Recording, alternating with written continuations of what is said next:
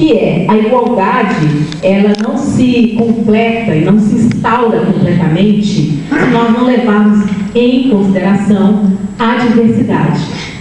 E mais, se nós não levarmos em consideração a intrínseca relação que existe entre igualdade, diversidade e desigualdades. E essa diversidade, que eu sempre falo, escrevo sobre isso, que não é só essa questão da diferença que eu vejo a olho nu, essa diversidade é uma construção. Ela é uma construção histórica, ela é uma construção social, ela é uma construção cultural, ela é uma construção econômica, digamos assim, da diversidade. Eu sempre escrevo isso nos meus textos, quando falo com as minhas alunas também, que a diversidade não é só aquilo que a gente vê a olho nu. Como dizia Franz Boas, o olho que vê é o olho da tradição. Você acha que vê algo que é seu singular, mas você está vendo com os olhos de uma geração, de uma cultura, né? De quem te ensina, de onde você vive, de onde você produz conhecimento. Então, o movimento dele foi se reeducando, trazendo a discussão da diversidade, e dentro da discussão da diversidade, das identidades, dessas diferentes identidades.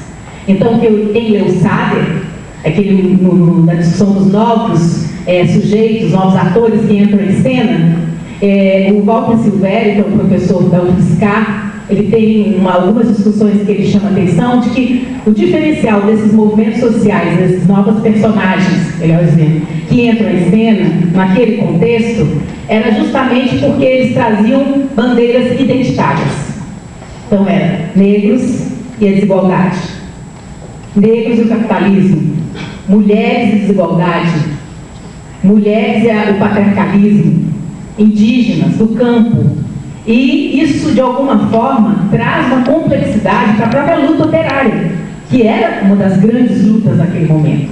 Os movimentos operários, as discussões que nós tínhamos. E o movimento negro, a partir daí, ele vai se tornando cada vez mais complexo e trazendo para a pauta da sociedade brasileira que uma sociedade tão diversa como a nossa e tão desigual como a nossa, ela não pode alcançar a democracia se ela não considerar que os sujeitos, de acordo com o seu pertencimento étnico-racial, de acordo com o seu gênero, e hoje nós já incluímos, de acordo com a orientação sexual, eles são tratados de forma diferente.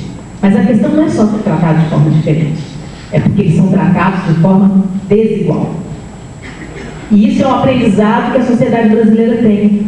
Muitas vezes, quando nós ouvimos falar sobre esses temas, essas frases, parece que algum teórico ou uma teórica elaborou isso muito bem, mas na realidade os teóricos e as teóricas captaram isso da leitura dessa realidade social envelhecente.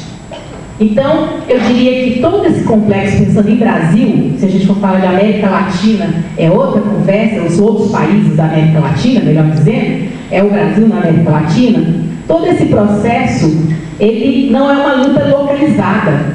A luta pela superação do racismo é uma luta internacional.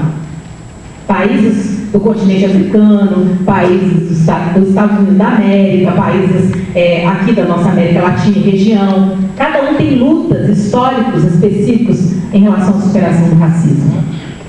E quando o mundo vai tornando-se cada vez mais complexo, o capitalismo vai cada vez mais acirrando, essas desigualdades vão, digamos assim, ficando mais aparentes, ou nós passamos a enxergá-las mais, e entender que o econômico é uma grande base estrutural da desigualdade no mundo, vamos pensar assim, não é isso? Mas, como diz o amigo Quirrano, olhando para as Américas, quando ele olha, a raça e o trabalho também são estruturantes. Raça, trabalho e conhecimento. Então, o estruturante não é só o econômico. Tudo vem junto. E agora que nós estamos aprendendo a, digamos assim, deslindar esse grande novelo complexo desse processo histórico e do processo de quê? Relações de poder. Nós estamos falando dos processos de relações de poder, onde, para dominar o outro, muitas vezes inventa-se uma diferença para inferiorizá-lo. Isso muitas vezes é o mote dos processos de dominação de poder, e não é só da época do descobrimento das Américas, ainda até hoje. Muitas vezes, como diz Brandão, Nós tornamos o outro diferente para fazer dele nosso inimigo. Então eu falo, porque ele é diferente de mim, pode conviver comigo. Porque ele é diferente de mim, ele tem que ser enjaulado. Porque ele é diferente de mim, ele tem que ser discriminado. E agora, o momento que nós vemos no Brasil, com essa atuação dos movimentos sociais, não só do movimento negro, é valorizar essa diferença. E falar, ele é diferente de mim e tem tanto direito quanto eu. Ela é diferente de mim e tem tanto direito quanto eu. E mais, entender que direito à diferença é um direito de todos nós. Direito à diversidade é um direito de todos nós. E são direitos humanos. E os direitos humanos também não significam um bloco homogêneo. Os direitos humanos são também uma construção política, histórica e social.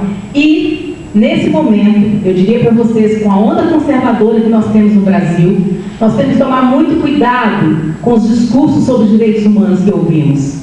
Que muitas vezes são posições conservadoras de direitos humanos.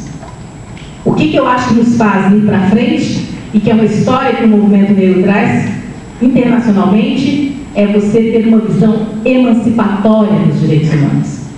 Se você tem uma visão emancipatória dos direitos humanos, nós não ficamos disputando e brigando sobre qual diferença é mais discriminada, qual é mais desigual do que o outro. Muito pelo contrário, a gente vai entender que, como diz Boaventura, você tem que ter muitas entradas e muitas saídas. Ou seja, na luta social nós não podemos perder essa liberdade de entradas e saídas, porque é isso que nos faz ter contato uns com os outros e com as outras lutas.